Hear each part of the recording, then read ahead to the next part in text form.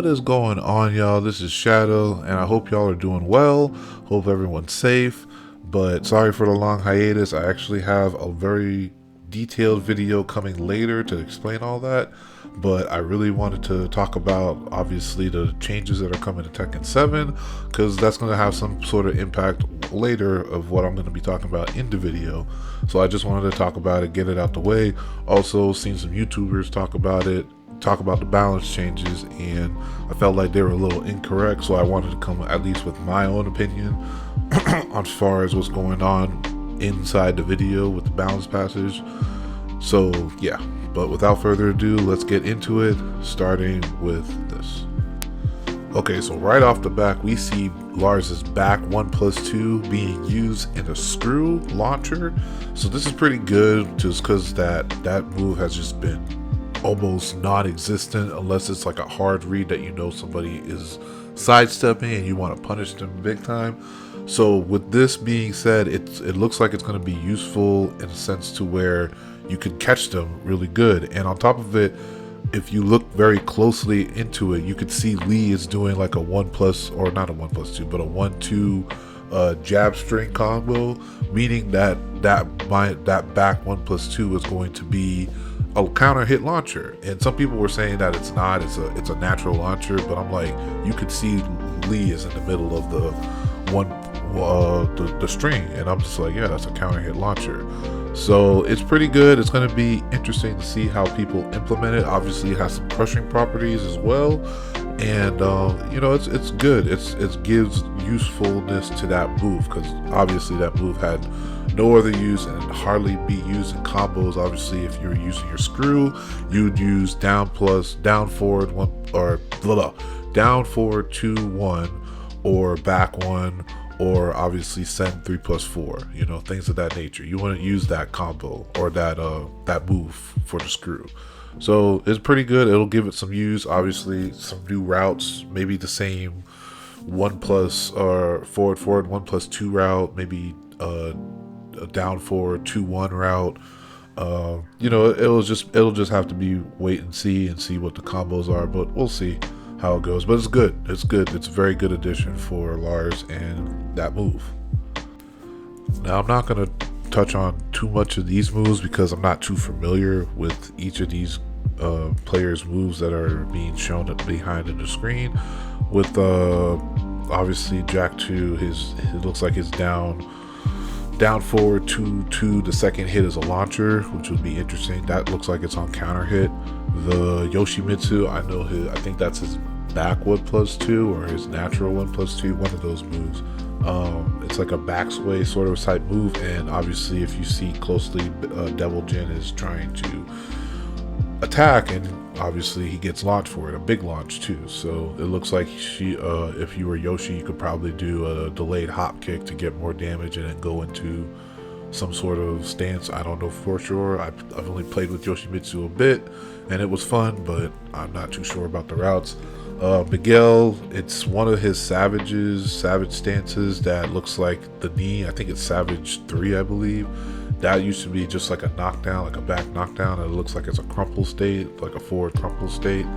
So it just gives him more options in his savage stance, which is already pretty good if you know how to use Miguel. So it's interesting. Obviously, Anna, I'm not too known. Her judgment is one of those things to where, like, if you kind of know how to play around it, you kind of get exposed in it. Meaning if you're kind of getting exposed if you're the Anna player. So I don't know. I really can't say, because I haven't touched too much on the other ones. I was mostly focused on Lars when I saw this video, because he was the first one. I was like, hey, he's here. So I wanted to make a video on that. But yeah, the other ones, you know, it looks good. A lot of them look like counter hit launchers, I'm not gonna lie to you, but we'll have to see. That's one of those things you just gotta lab up and just wait to see how it goes. So this is a new animation. I want to consider this calling a wall crumple, just because when they hit their back, they tend to slump forward and like just crumple and, you know, hit the wall, or not hit the wall, but hit the ground, so to speak. This is interesting in a sense to where, like, everyone's wall game is going to be really different now, because obviously a wall splat or a high wall splat will guarantee, like, good, like a good character that has a wall combo would be like maybe 30 to like 45 damage, just depending on who it is. Maybe I would just say average is 35. But this is interesting just because the way it's hit, you get hit, and it seems like it's only on the side. I don't know how that would go. I'm pretty sure if it's in the middle of a combo and you're able to get, a wall splat, obviously, I don't think that's going to happen to where, you're going to get the wall crumple. I believe it's only in a sense to where the back is against the wall and then you just do a wall splat, and then the wall crumple. It'll happen. So it'll be interesting to see how that goes, especially I feel like in combos, especially when you saw the Steve was able to use the foot and the punch. I don't know what that animation is, and that was able to like turn them around, and you're still like, while they were, someone mentioned it, I forgot who, but it was interesting to say, because even when they had the wall crumple state, when he did the foot hit, he was standing up, and then he was able to get the punch going. So it's interesting, and then obviously it's pretty good Oki on the floor, especially with their with their back against the wall for Steve. So that could be probably another guaranteed hit, if I'm not mistaken. So it's just interesting, that's just one aspect on Steve. So it's going to be interesting to see how other characters implement this and how other people implement this into their character as well, and see what'll be coming up. But it's all interesting. This is definitely gonna, not necessarily a rebrand of Tekken, but it'll be bigger than the wall bounce animation than we have. I'll say that, just because of the nuances, the Okis, the positioning, sort of that aspect of Tekken that's going to be new, so to speak. Well, not necessarily new, but it's just going to be a new strategy, so to speak. That would make more sense. And to end the video, we get a glimpse look at Kazuya, where he throws Heihachi off the cliff in one of the old Tekkens. I think it's Tekken 2, I'm not mistaken. But it pans out to him in like a Unreal Engine 5 type look, where he's looking at the camera, giving a grin, and his eyes glowing as well.